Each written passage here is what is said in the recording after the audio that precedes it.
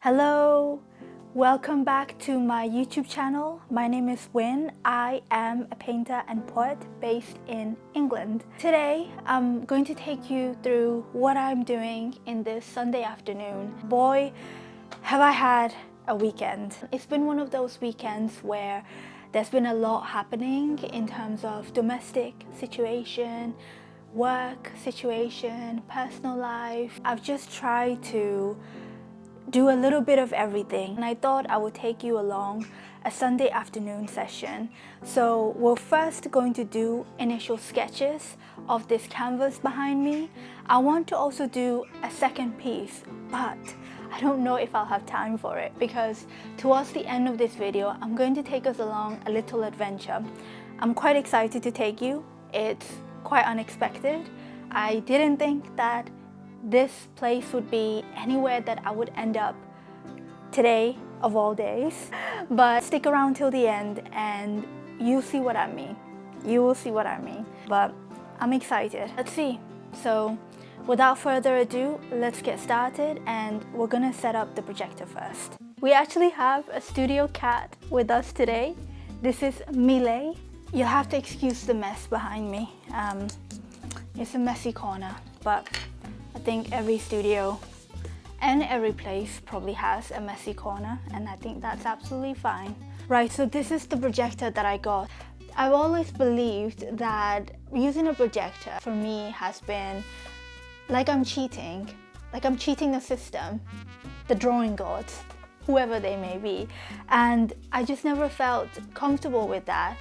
But lately I've been prepping things on my iPad, and I take a lot of time prepping my painting.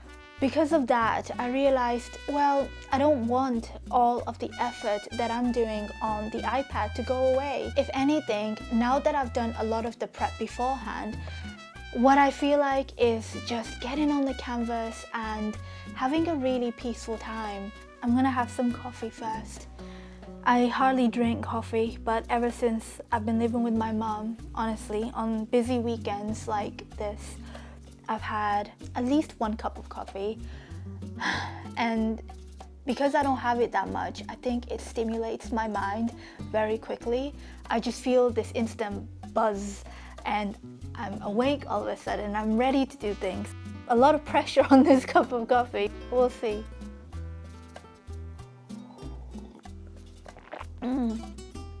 So good. Another thing that she does a lot is put a lot of sugar in her coffee. And I used to be a huge health freak, and I would avoid white sugar as much as I can, but I can't drink bitter coffee, so this has a lot of sugar in here as well. It's gonna be an interesting afternoon.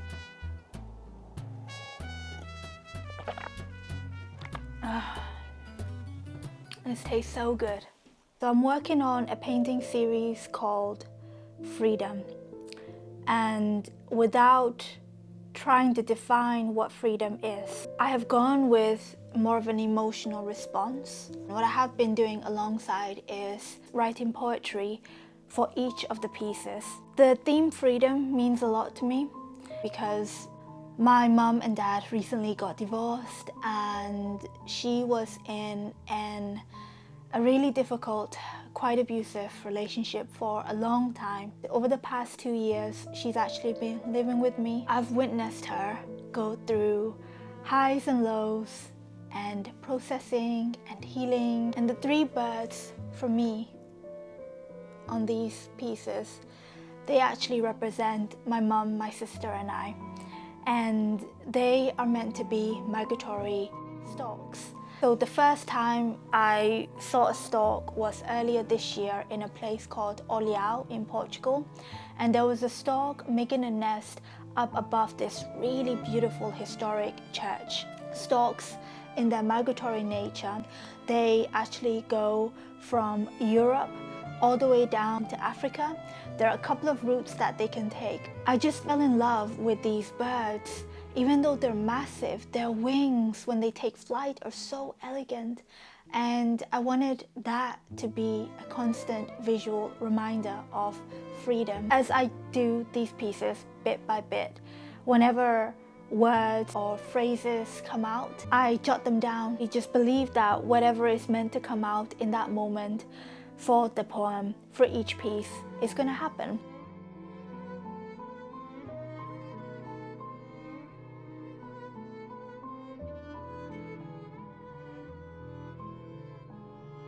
This is the situation as it stands. If you can see, super wonky.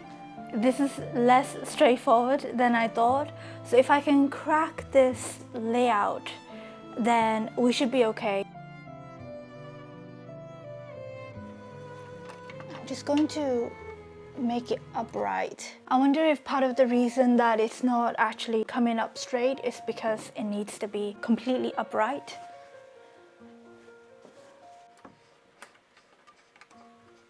This is really pretty. I wish I drew it on a wooden board now, but maybe next time. Wish me luck.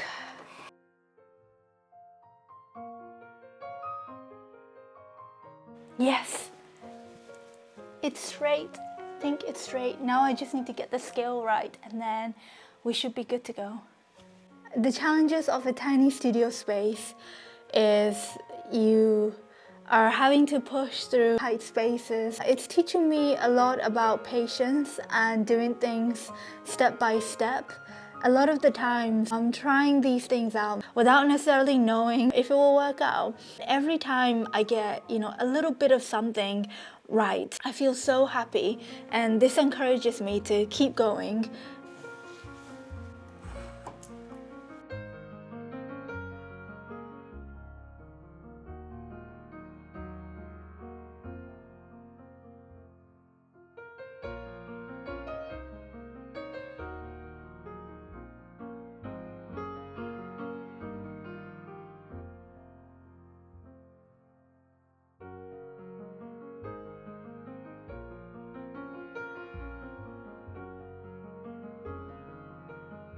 With these under my tool belt, I am good to go. So my main aim here is to get the rough shapes.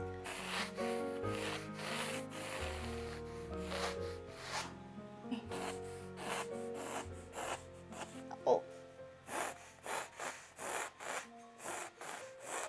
Yeah. I'm a self-taught painter. The reason I love being a self-taught painter is that I'm not influenced by any school of thought or have a preconception of how things should be done. I think a lot of artists do feel like this. I think a lot of us feel like, the reason why we make art is not to conform to society or not to conform to the traditional ways of doing things, unless of course you are creating really traditional pieces of artwork, but that is not my intention. It makes me feel like whenever I'm painting, I'm going on this big adventure and I don't know where it's going to lead me. I don't know what's going to happen, but I'm completely along for the ride, and it brings me moments of excitement and curiosity and groundedness into my life.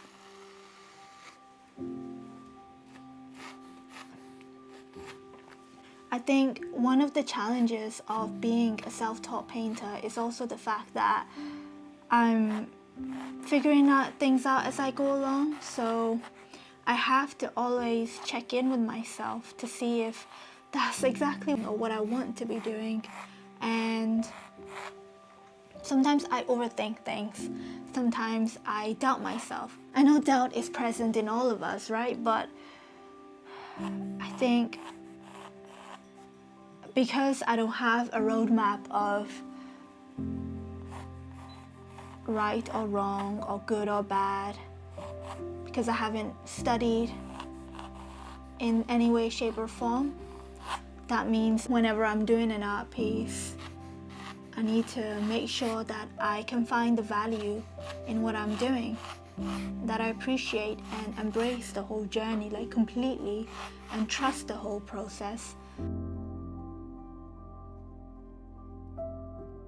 Right, so as you can see, I've sketched out the really basic rough lines of the painting itself.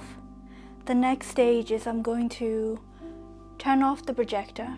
It's turned off at the moment, and go through the details and pick out maybe where I want to show some emphasis. She's enjoying herself. So I've come outside to get a little bit of fresh air because I'm really tired at the moment. Would you believe that I only slept for about 5.5 hours last night? The reason being is because yesterday, unexpectedly, my mum and I, we went to the supermarket, and right as we parked and were about to go into the shop itself, we came across a mother crying out, and you could almost see the throat of the seagull mother because she was crying so loud. It looked like she was looking for her baby. Yes, there was a baby, and it was pretty much right outside of the supermarket, and we tried to see if we could help it fly. The mother by this point flew away, so we couldn't get it to fly, and we tried to get the supermarket people to try to help us, and no one could help us. We ended up taking it home. It rested for the day, and then we took it back to the supermarket again that evening, trying to see if we could reunite it with its mother, but there was no sign of the mother. It still wouldn't fly, and we realized how much of a baby this little one was, and it just wasn't flying. So we had no choice again but to take it back home. And by that point, we were emotionally and physically exhausted because we had a little baby seagull on our hands and we didn't know what to do with it. So by the end of it, I felt crushed. I don't have any experience with seagulls. My mom is about to move out in a week's time, and I started looking online and I found out this place. It's called Wiltshire Wildlife Hospital, and they actually take a lot of injured animals, from little mice to big animals like deers. This morning we woke up super early and we took the seagull to the hospital, and she took it in, and the lady was really helpful, super nice and super caring, and we felt like they were in trustworthy hands. But the twist of the story is my mom has actually rescued a pigeon like 2 years ago before she moved in, and the pigeon has been living in the spare room of my home, and now it's really ready to fly. It's been flying all across the room for about 3 days now, and when we got to the hospital we realized actually this is the perfect place to release it. Instead of taking it back to its original place, which is like 3 hours drive from here, at least here we know that she's going to be fed, she's going to have friends, and she's going to be relatively safe. There's a certain amount that we can control, but there's a amount that we can't control, right? Once we release these animals out into the wild. That is a little adventure that I'm going to take you on. So that is the next part of this video. Stay tuned.